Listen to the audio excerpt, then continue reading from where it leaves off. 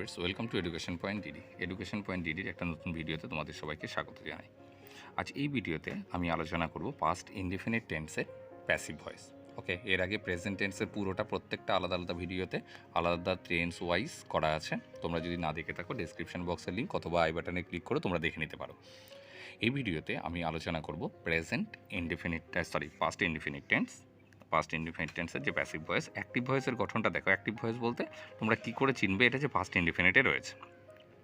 প্রথমে দেখবে সাবজেক্ট থাকবে, তারপর দেখবে ভি টু মানে হচ্ছে পাস্ট ফর্ম থাকবে, প্লাস অবজেক্ট থাকবে। এটা দেখে তোমরা চিনে যাবে যে এটা পাস্ট ইনডিফিনিটে রয়েছে। একটা এক্সাম্পল দেখো, তাহলে বোঝা যাবে যে হি প্লেইড ক্রিকেট। দেখো, সাবজেক্ট ভি2 অবজেক্ট, তার মানে পাস্ট ইনডিফিনিটে রয়েছে এটা। এইবার এটাকে আমরা প্যাসিভ ভয়েসে পরিবর্তন করতে গেলে, মনে করো যদি আমরা প্যাসিভ ভয়েস করতে চাই, তাহলে প্যাসিভ ভয়েসে আমরা কোন গঠনটা দিয়ে করব?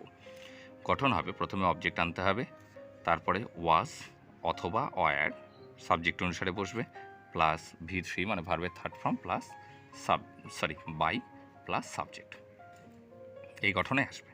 ঠিক আছে, সিঙ্গুলার হলে ওয়াজ আর প্লুরাল হলে ওয়্যার বসবে। এইবার আমরা যদি এই এক্সাম্পলটাকেই যদি আমরা তুলে নিই, আবার হি প্লেইড ক্রিকেট, সেম এক্সাম্পল তুলে নিলাম।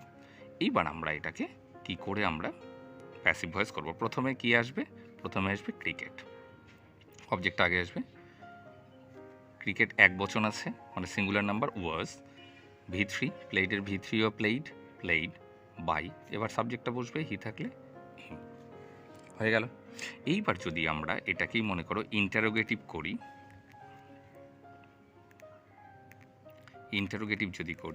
ইন্টারোগেটিভের গঠনটা কী হবে? ইন্টারোগেটিভের গঠনটা হবে ওয়াজ অথবা ওয়্যার, প্রথমেই আসবে যেহেতু প্রশ্নবোধক এটা, প্লাস অবজেক্ট প্লাস ভি3 প্লাস বাই প্লাস সাবজেক্ট, আর এখানে একটা ইন্টারোগেটিভ মার্ক দিতে হবে।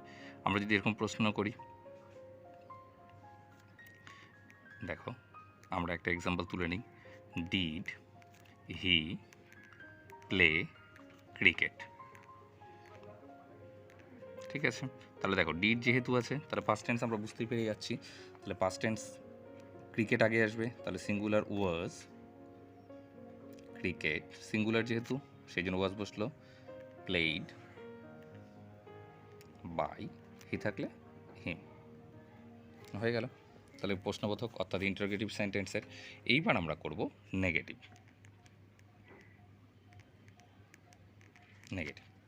নেগেটিভের গঠনটা কী হবে? প্রথমে হবে object plus was oblique were plus not plus ভি3 প্লাস বাই প্লাস সাবজেক্ট, কিছু নেই।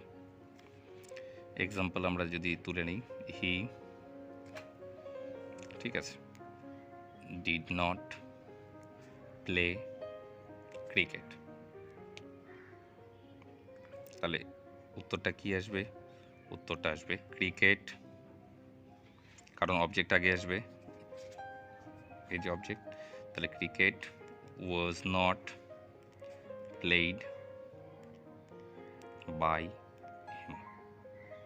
ওকে, বোঝা গেল। তাহলে দেখো একটা ভিডিওতেই আমি আলোচনা করলাম অ্যাসার্টিভ, ইন্টারোগেটিভ এবং নেগেটিভ পাস্ট ইনডিফিনিটিভ।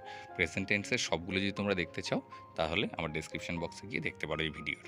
ওকে, যদি ভিডিওটা ভালো লেগে থাকে অবশ্যই বন্ধুদের মধ্যে শেয়ার করবে এবং চ্যানেল নতুন হলে চ্যানেলটিকে সাবস্ক্রাইব করবে পরবর্তী ভিডিও নোটিফিকেশন পাওয়ার জন্য। Okay, thank you for watching the video, have a good day, tata. যদি ভিডিওটা ভালো লেগে থাকে অবশ্যই বন্ধুদের মধ্যে শেয়ার করবে এবং চ্যানেলে নতুন হলে চ্যানেলটি সাবস্ক্রাইব করবে পরবর্তী ভিডিও নোটিফিকেশানগুলো সবার আগে পাওয়ার জন্য। Thank you for watching the video, have a good day, tata.